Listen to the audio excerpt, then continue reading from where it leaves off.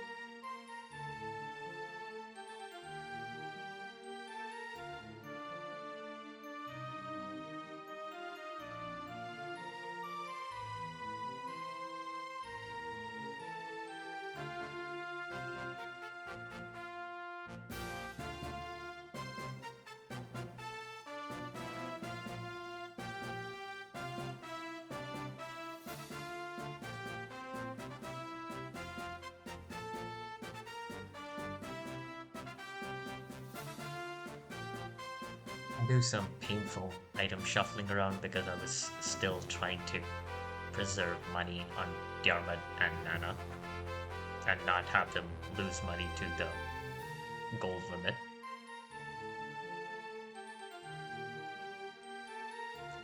We want to get the power ring onto Ares in preparation for a job at the very end of the chapter.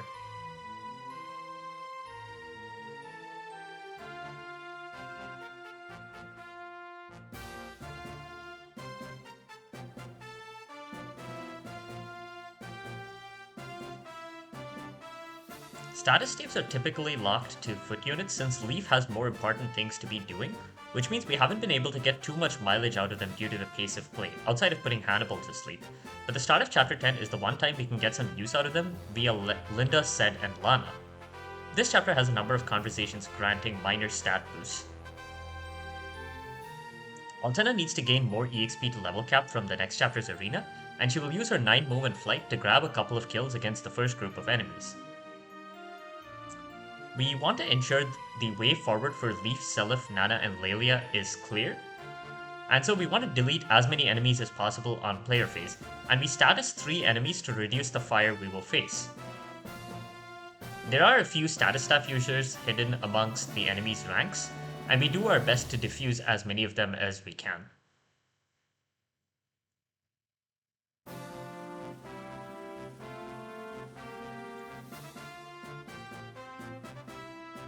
Lester finished most of his training on the previous map, but he rebuys the killer bow to grab the last few kills he needs to be on track to level cap.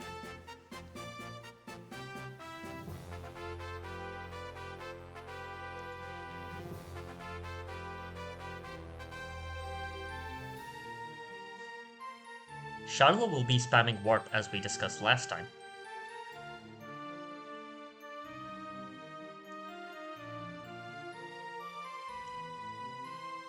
Fee is the 4th unit in the turn 1 dance formation because we want her to get into position to help with Miletos, and that requires her to gain a few squares.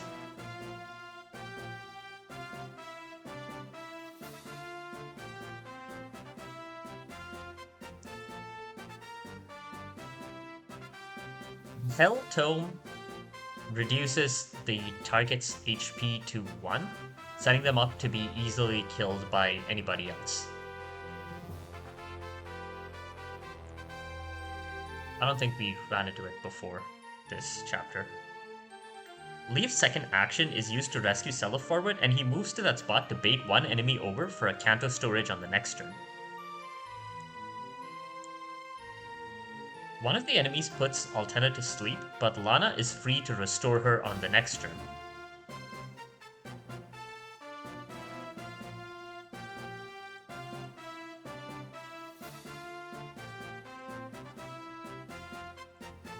On turn 2, Seliph can reach Castle Kronos, so we will clean up near the start. Ares heads back to the castle since he will be warped.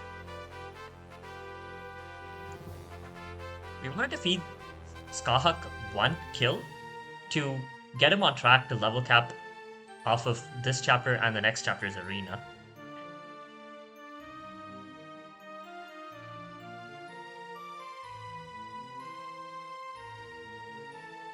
The reason we had Seliph move there with a 1-range weapon equipped was to bait the enemy Dark Mage to that spot, which will allow Laylea to pull up a combat forecast at 1 range on him to activate counter storage.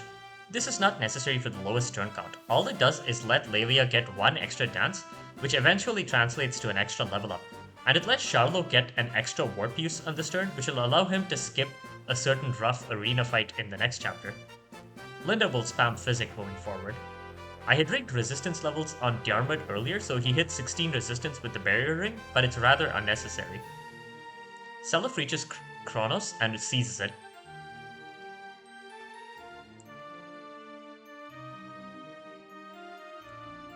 Usually when we want to clear a castle, we have someone return the Lord, but we can't get Nana to Seliph fast enough, so we have Leaf rescue Seliph away instead. Nana sends Laylea home to dance for Charlo.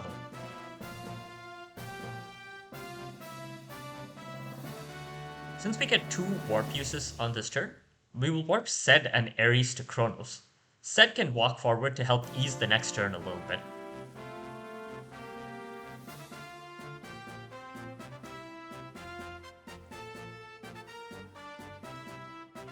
After the dance, Charlo can then warp Ares, who's more important, and will be on the front lines with his great resistance thanks to Mistletoe. Ares needed the dance in order to actually be actionable after being warped.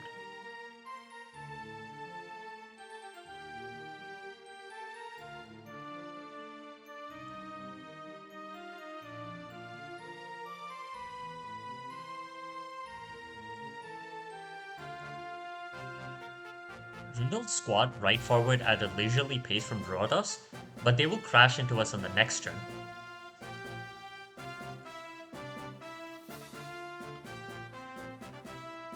Leaf had to rescue Nana forward to get her to end turn on this turn where I wanted her to because of the location of the dance last turn.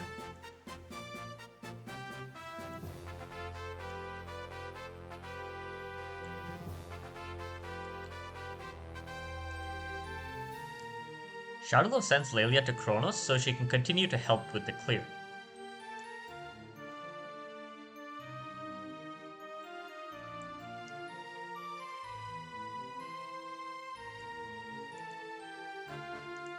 I have Lester veer away to pick off a couple of pirates, which will let him get to his level cap arena benchmark for next chapter. He'll grab a few villages as well in order to ensure that he can actually buy the Paragon Ring at the start of the next map. Altena reaches one of the civilians. There are 6 of them, and we will give her 2 of them and 4 of them to Febile. I set up a wall to face Redale on enemy phase, and this formation will force most of the enemies to go for Seliph and his 100 kill Lightbrand. Seliph has the speed ring to ensure the boss Redale won't quad and murder him.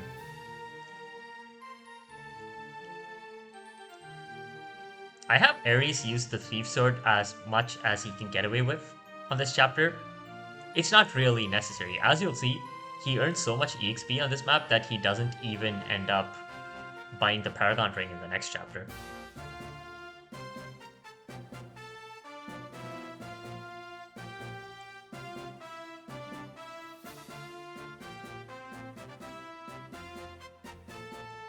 A couple of the enemies will target Nana since she does not have 2 range equipped. What Sed is doing for us here is that Sed is so dodgy and powerful that the enemies really would prefer not to attack him. And so he is keeping the enemy fire that the other units have to deal to a minimum, since he's helping wall off the 1 range units from the backline. On this turn, we need to clear out a path through the roads. Sed can help do this before Nana will return him home.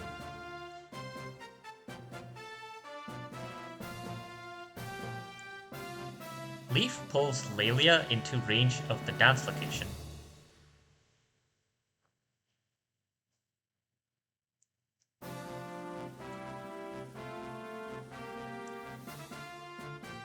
Nana's access to sea lances becomes relevant here, as she has to use the crit javelin to clear out the Rhodos castle guards from 2 range to clear Seliph's way. On turn 4, Seliph seizes Rhodos. Leaf then backtracks and pulls Laylea back in preparation to ride for Miletos. Ares moved up for the same reason after attacking, and Fee will converge there as well. Altena grabs her 2nd civilian, but she still doesn't have quite enough EXP to level cap next chapter from the arena. Charlo has a free turn to warp Febile to Kronos, and he will spend the rest of the map rescuing the remaining civilians near the castle.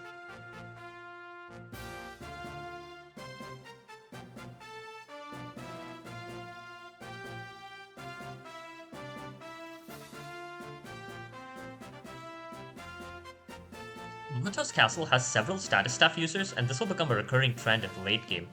The blanket coverage of status staff users makes units with less than the resistance benchmark useless, as they will get status and nobody has the time and movement to use Restore. The reason Nana, specifically of all of our 9 move units, had to accompany Seliph to Rhodos is that she had to return Seliph on this turn.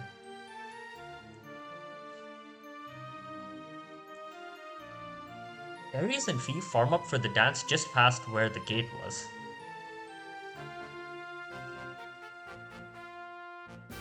Kronos is closer to the gate than Rhodos, which is the reason why we wanted to return and warp Seliph on this turn.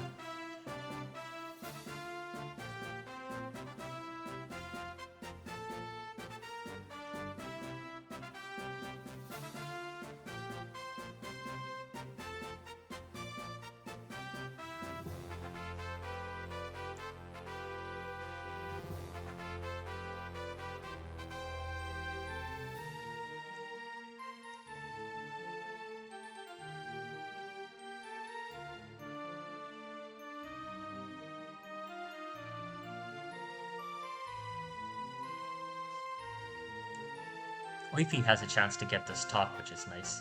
Seliph can move far enough forward that Leaf can rescue him into the dance formation.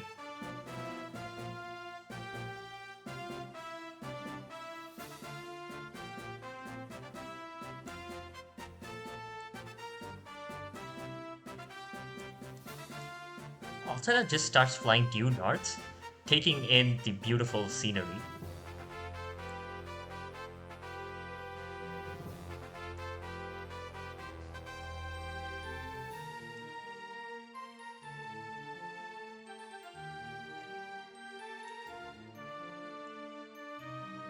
While Miletos does not have stationary castle guards, it does have Julius and Ishtar, and Julius has a leg ring. We place Seliph on that specific spot with the light brand equipped to exploit the AI.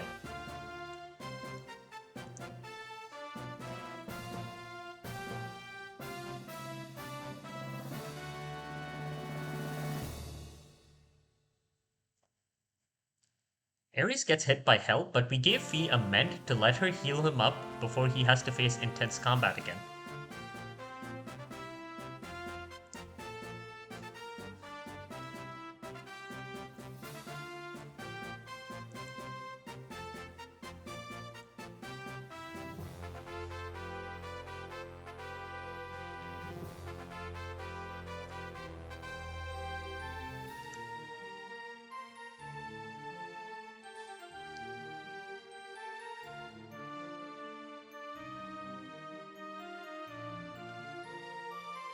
Seliph having a 1-2 range weapon causes Julius to attack him from 1 range, which leaves him a path open to run to Miletos. Seliph needs Julius not to proc Onslaught. Julius does not have Nihil here, but Seliph is not one of the units who can actually one-round Chapter 10 Julius.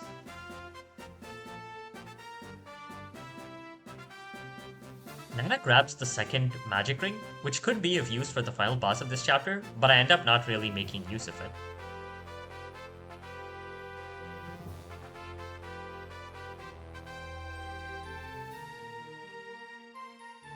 Seliph seizes Miletos on turn 6.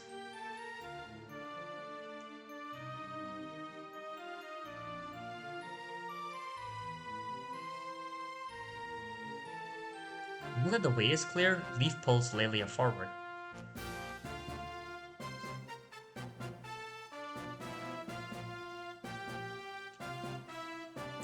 Leaf once again pulls Seliph off of the castle to let us warp a unit forward before sending himself home. We can send in one combat unit of our choice to help with the final castle, and there's no such thing as overkill, so we will send Sed. We run Scathach through his arena at this point. I'll have a timestamp for the end of his arena run in the description.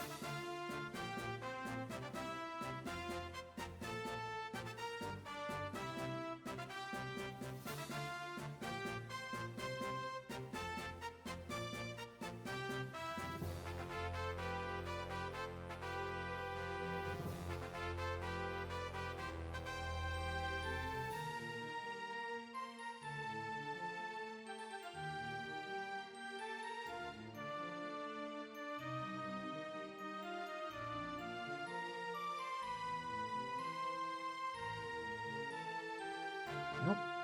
Now you should be able to figure out why Altena was flying north. There is a set of 5 civilians up there, and Altena can reach one of them. I haven't really made a note of it earlier, but because the rescue staff only has 10 uses, all of our clears did need to consider how to get Leaf to visit castles during clears to repair the rescue staff. Charlotte sends Leaf back to the front. Chalphy has some rather powerful foes, and Forseti's overkill, avoid, and combat will let Zed dodge and kill anything he needs to. Fee will fly up to the beach to distract a few enemies away from Ares.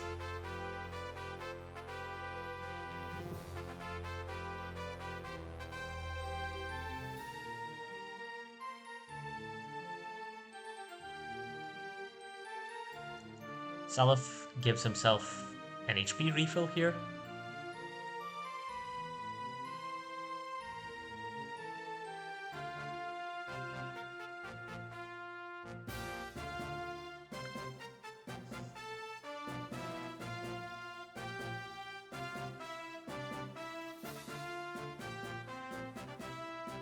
Ares is probably the unit in the greatest amount of danger, which is why we wanted to send Fee up to hopefully distract some enemies away from him.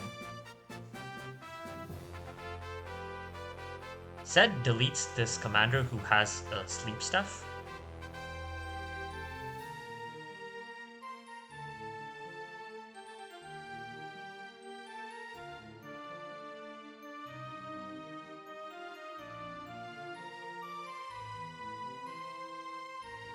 Unlike most alternative candidate combat units, Seliph has no need to hide from the Chalphy army. This one enemy phase is probably the biggest use for magical 1-2 range on Leaf.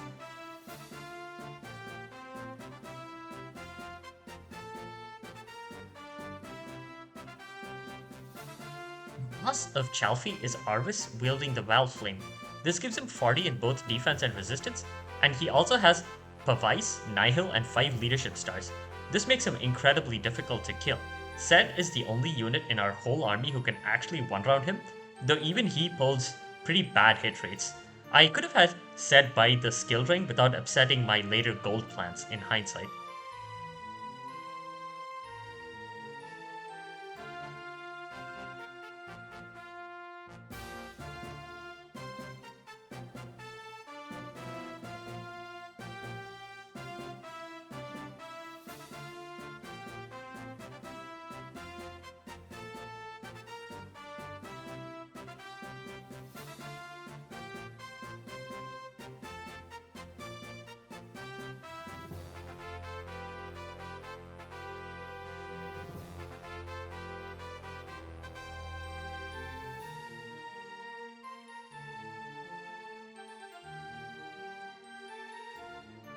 We send Linda over to Miletos to heal Ares for the upcoming fight with Arvis. Rigging Zed to one-round him is kind of painful, but the team of Zed, Ares, and Seliph have a much more tolerable chance of success. We'll clean up, and that'll be chapter 10 in 8 turns.